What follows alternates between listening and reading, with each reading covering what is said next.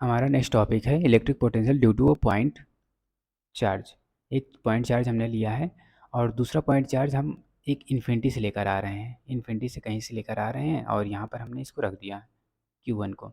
अब ये डिस्टेंस कितना है, R डिस्टेंस पर इसको रखा है, ठीक है।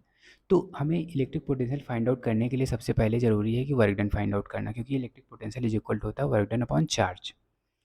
तो यहाँ पर वर्क डन फाइंड आउट करने के लिए हमें सबसे पहले small work done find out करना होगा, DW, जो कि हम 11वीं क्लास में ऑलरेडी पढ़ चुके हैं। DW इज इक्वल टू होता है F dot DX cos theta, ये पढ़ चुके हैं ना, कॉस थीटा।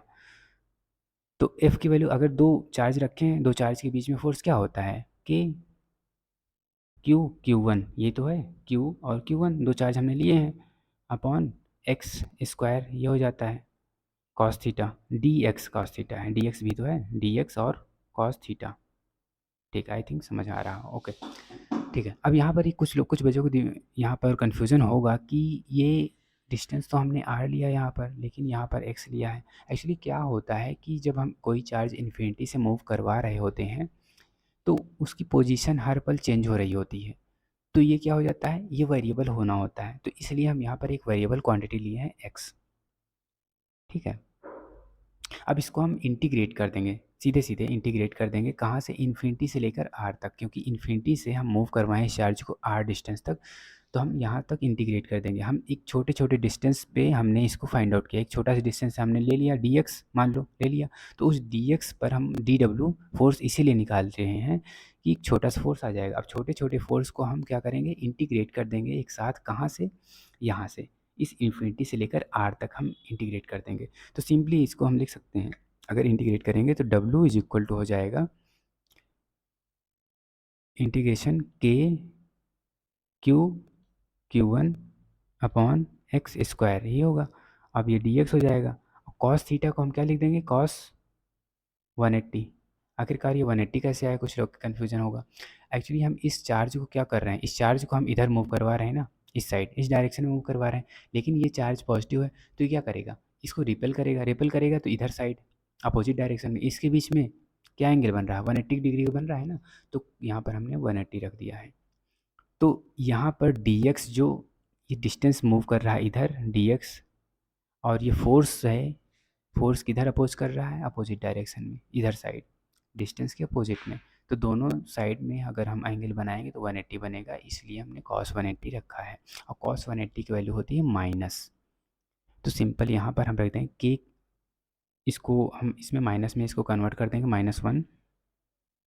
यहाँ पर कांस्टेंट क्या है, Q1, इसको हम बाहर ले लेते हैं, Q1 को हम बाहर ले लिए और इंटीग्रेट कर दिए, किसको, 1/x स्क्वायर DX, इसको इंटीग्रेट किए कहाँ से, इन्फिनिटी से लेके R तक, और cos 180 की वैल्यू होती है -1, तो यहाँ पर हमने माइनस बाहर निकाल दिया, ठीक है। अब इसको सिंपल कुछ नहीं करना है, जो क्लास 11th में पढ़े थे इंटीग्रेशन वही करना है, तो -Q1, इसको अगर इंटीग्रेट करेंगे तो 1/x, माइनस का आएगा, माइनस का 1/x, और ये कहाँ से, इन्फिनिटी से लेके R तक, ठीक है।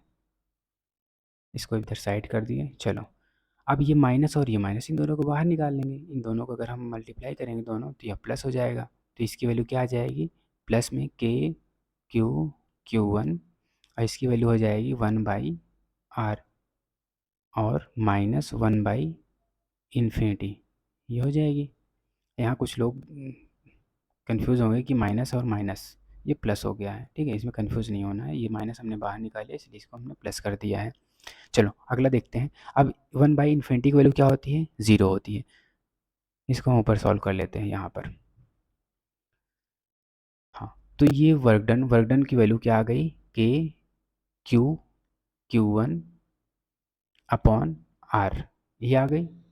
इसको हम सिंपल क्या लिख सकते हैं, Q1 अपॉन R, ऐसा लिख सकते हैं। वर्क डन की वैल्यू आ गई, यहाँ से हमें वर्क डन मिल गया। हमें फाइनल क्या, लेकिन हमें फाइनल फाइंड आउट करना है क्या, पोटेंशियल डिफरेंस, मतलब इलेक्ट्रिक पोटेंशियल। तो इलेक्ट्रिक पोटेंशियल की वैल्यू क्या हो जाएगी, इलेक्ट्रिक पोटेंशियल को हम V से डिनोट कर देते हैं, इसकी वैल्यू होती है वर्क डन अपॉन चार्ज होता है, work done upon Q, charge हो जाती है Q1, ये वाला चार्ज मूव करवा रहे हैं ना, तो ये हो जाएगा, इस चार्ज को मूव करवा रहे हैं तो इस पर इलेक्ट्रिक पोटेंशियल इसी पर, तो इस पर ही फाइंड आउट होगी। तो यहाँ से हमारी वैल्यू आ जाती है वर्क डन। वर्क डन की वैल्यू क्या हो जाती है कि Q1 अपॉन आर है, और यहाँ पर ये वर्क डन की वैल्यू हमने लिखा है, अब Q1 भी तो है, Q1 लिख देते हैं यहाँ पर। तो ये Q1 से Q1 कैंसिल हो जाएगा, तो हमारे पास V की वैल्यू सिंपल क्या आ जाएगी, के क्यू बाई आर। ठीक, हमारी फाइनल वैल्यू ये मिल गई V की वैल्यू। तो ये हमारा डेरिवेशन रहा। तो आज के लिए हम इतना ही रखते हैं, अगले लेक्चर में अगला टॉपिक हम डिस्कस कर लेंगे। ठीक है, ओके।